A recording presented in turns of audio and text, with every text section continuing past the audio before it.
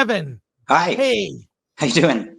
First, I gotta say, it's such an honor to meet you and talk to you. I see you have one of your puppets from the film right behind you. This movie defies description. Thank you for doing the show, by the way. Oh, it's my honor to be here. What the hell were you thinking with I'm gonna make a sci-fi thriller action, there's gore, a fest, but I don't want humans in it. Everyone will be a puppet. When did this pop into your head? I started the script process about 10 years ago, so my memory's a little hazy. So I asked my wife recently, who's got a much better memory. She's about 10 years younger. And she said that I woke up from a dream with the idea of having a film with puppets in it, which sounds about right. So I'm going along with that one. Yeah, it's the tone of this movie is what makes it work. You didn't film the movie like it was puppets. You just shot the movie like it was a movie with people. You got close-ups, medium shots, wide shots. How did you do this? How did you cast it? Because obviously you have voice actors. What was that process like?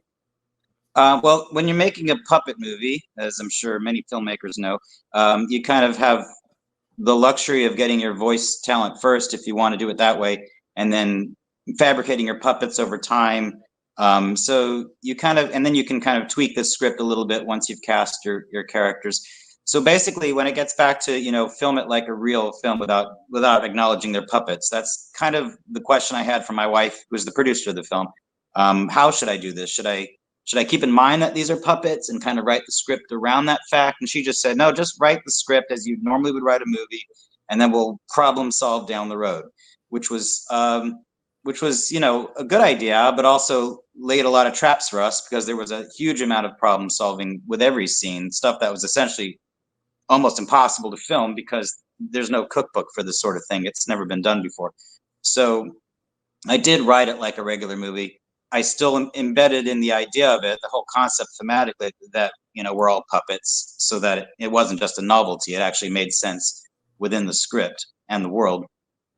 And then from that script, I went out to different actors that we thought would fit the part. And fortunately, I think the concept of it being life-size puppets and only puppets kind of sold it to a lot of our talent. So they kind of found it an irresistible idea and an interesting experiment too, to see how this all would play out. For the sake of the audience, do you want to give a brief synopsis of the story? Should I give a synopsis? Yeah. Just okay. Brief. Well, on the surface, it's about a guy that realizes there's a bomb that's been implanted in his neck, and he gets these mysterious texts and emails and so forth telling him to do these things or else the bomb will explode. That's where I started with. And then I was probably in the shower or something, like we always are when we have great ideas. And it was like, well, how about everybody has a bomb in their neck? So then it opened up to the whole end of civilization concept where, everybody's just kind of killing each other off because everyone's got a bomb and they all have to do these terrible things, and humanity's collapsing. So that's at the surface is what this movie's about. We should I'm going to look up the trailer. Is there a website to the movie? Yeah, Abruptio.com, and we linked to the trailer.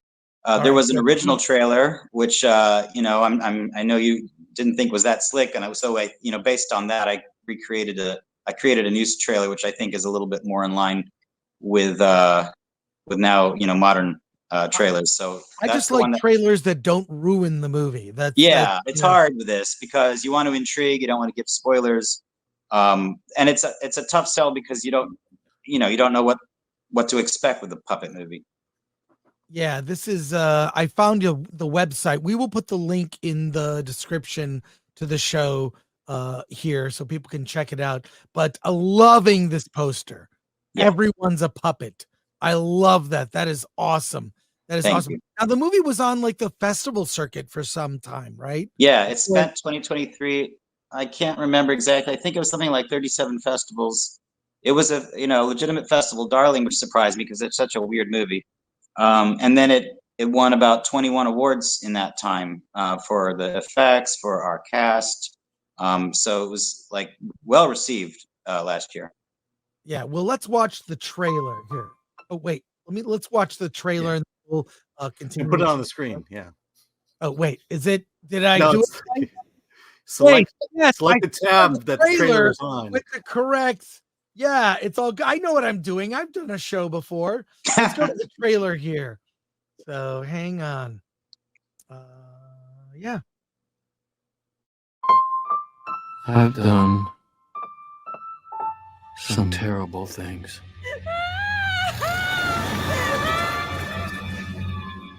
Things I didn't think I was capable of. How do you know it's a bomb?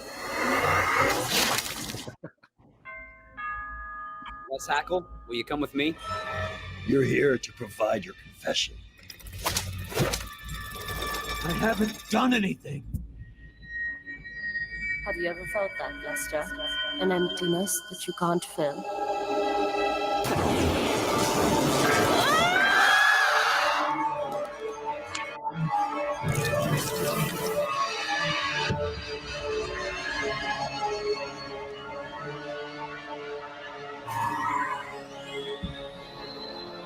I'm losing my mind. Is there a blessing we should say or something? Do you think anyone's listening?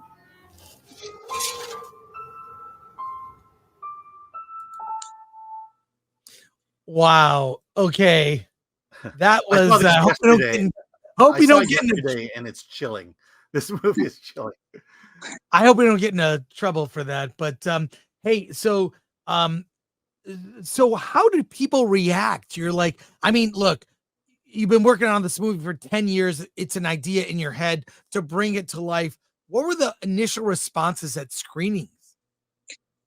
It's funny because I tried to attend as many as I could, and it's, as a filmmaker, you don't know how to read the audience when they're watching it. And there were, most of the screenings I went to was almost dead silence. And so you go, oh God, these jokes they don't realize these are jokes and they're not hitting. And, they're just completely indifferent. But then after the screening, they all told me they liked the film. So I think they were just too stunned. I think the first time through the movie, you don't know what the hell is going on. And you're just trying to get into this world you've never seen before. And I think that's why it was such a muted reaction at first. And I think it takes a second viewing to kind of get past that whole shock and kind of figure out what's going on below the level of this movie and figure out what all the motifs are and, the recurring images and things like that. You can't register that the first time through, I think. We've got almost 2,000 people watching live right now. We have a lot of questions from our chat. Let's go to comments. Let's go to those now. Patrick O'Neill says that puppet. I am not sleeping in the same room or house as that. We have 3 little kids, and believe me, they feel the same way. They don't, I mean, the 2 older ones have gotten used to it. They've grown up around these puppets. You'd think they'd be used to it. But they're still really unnerving. And I didn't realize there was a deep phobia out there about lifelike puppets, but there is. There is. Solomon Thornton, greetings, Sir Evan. What is your approach to filming puppets? Did you storyboard? Yeah, when I pretty much whenever I do a movie, I write the script, and in the margins I jot down basically, the simple ideas I want for the shots, and then I do storyboard it.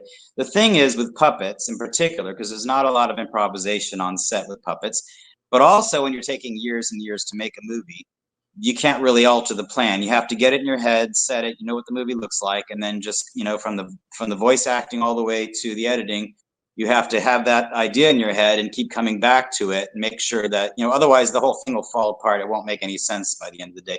And you really don't know while you're making it if this thing's going to have legs and become emotionally engaging, or if everyone's just going to keep remembering in every scene that they're watching puppets, which I don't think actually happens. I think eventually most people kind of give into this world. That's the thing. At the beginning, the movie is kind of mundane, and that's good. It's his office life. It's kind of mundane, but it gets you used to the idea that humans are not in this movie. This is the world. Here's a comment, Darth Yeager, nightmare fuel. I love it. Sorry. No, that's good. Another question here from the nerd far away. Hail, Mr. Marlowe. What would you like to do next? Well, definitely not puppets. But no, I mean, if someone came to me and said, here's some money to make a puppet movie, I'd have to have a reason why. I mean, obviously with Abruptio, the puppets are motivated by the script and the themes. I could do it, but I'd rather not. It's a lot of work. Well, I mean, it's a lot of work when it's just you and your wife for 90% of it. You don't have a crew. So that's probably a big part of it. But if you had people helping you, I mean, and you had the budget, the sky's the limit. But I've spent the past year just knocking out feature screenplays of a wide variety of genres and budgets. So, I mean, I could do just about anything at this point, except maybe rom-com. Not really comfortable with that yet. Adelis24, was there a particular art style artist that you were trying to emulate with the look of your characters and the world they inhabit? Well, film noir is definitely in my blood. So I don't want it to be screamingly obvious when I make anything, but it does inform much of my view of films. And the puppets were always a bit, 90% realistic and 10% puppety when I went with the designers to make this, so that I don't want them to be fully realistic, because then at that point you might as well use actors. So I wanted there to be, just a slight amount, and I think that puts you in the uncanny valley when you're just a little bit away from the full realism of them. Another question from Krizik. Did you run into any complicated issues when fabricating your puppets?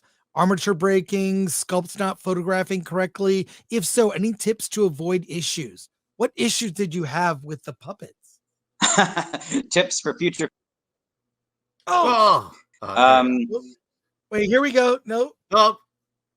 All right. Okay, what happened? Okay, Yeah, you're back. something happened. Okay. Okay. There's two types. Basically you've got this foam latex, and then you've got silicone.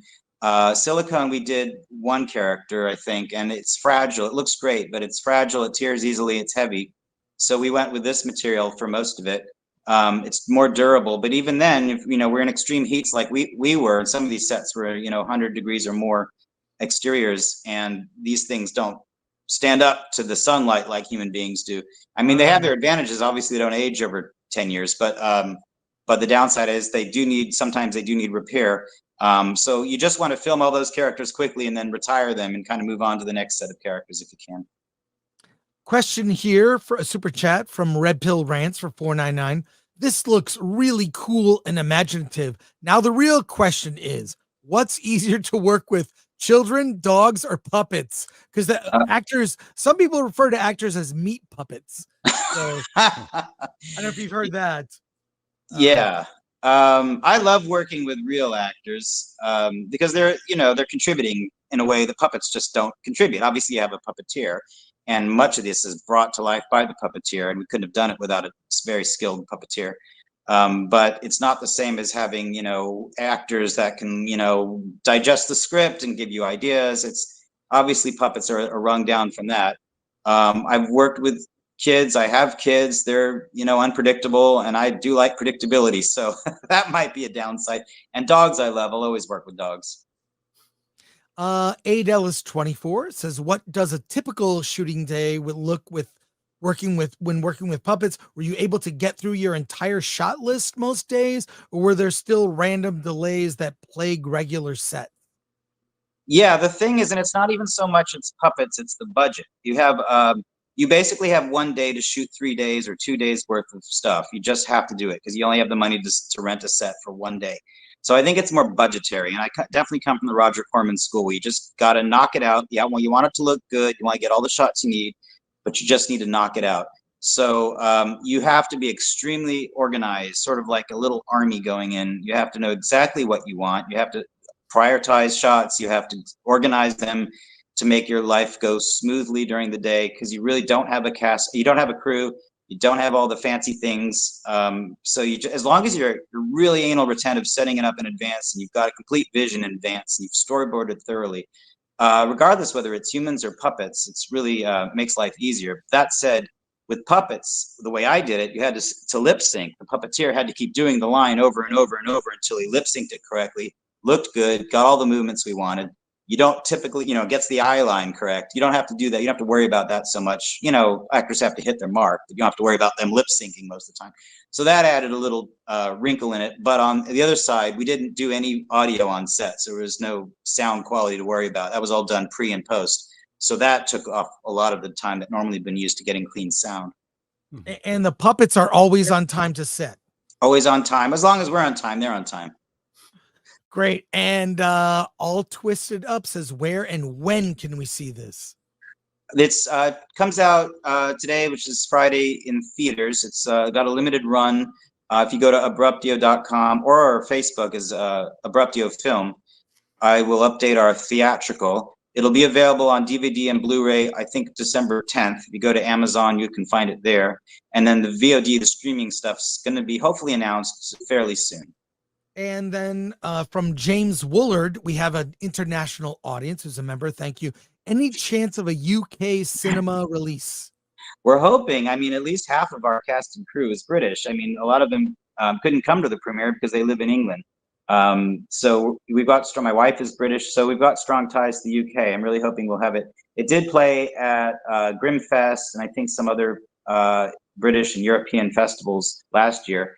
But I'm really hoping to get it into the UK cinema at some point. We're working on international sales at this moment.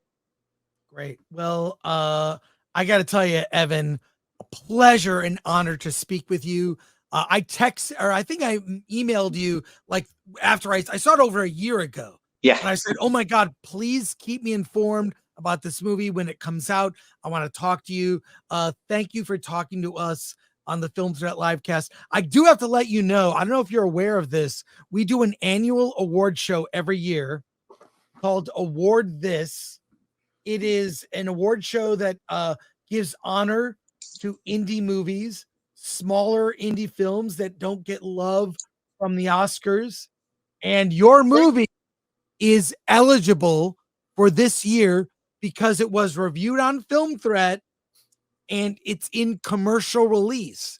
You have distribution. So I don't know if you're in, I don't know where you live. Where are you exactly? Southern California, Orange County. Perfect. Well, then you'll be able to attend. Now, assuming it's nominated, I'm not going to say anything, but I've had my eye on this movie since I saw it over a year ago. Thank you for talking to us. Thank you. And by the way, the award ceremony is at the Frida Cinema. Reach out to them because I'm pretty sure they would show your film there. Okay, yeah. I've heard of it, so I will look into it. Okay. Yeah. So Evan, thank you so much for joining us today. I mean, this has truly been an honor because I love movies that don't do the typical things. This is not a movie you could classify. I mean, if it gets a nomination at Award This, probably fits in our WTF category. It's so original. There's nothing like it. And I got to thank you for joining us today on the show. So I appreciate all your support you've shown. Yeah, congrats on the movie. Take care. Thank you. Bye-bye.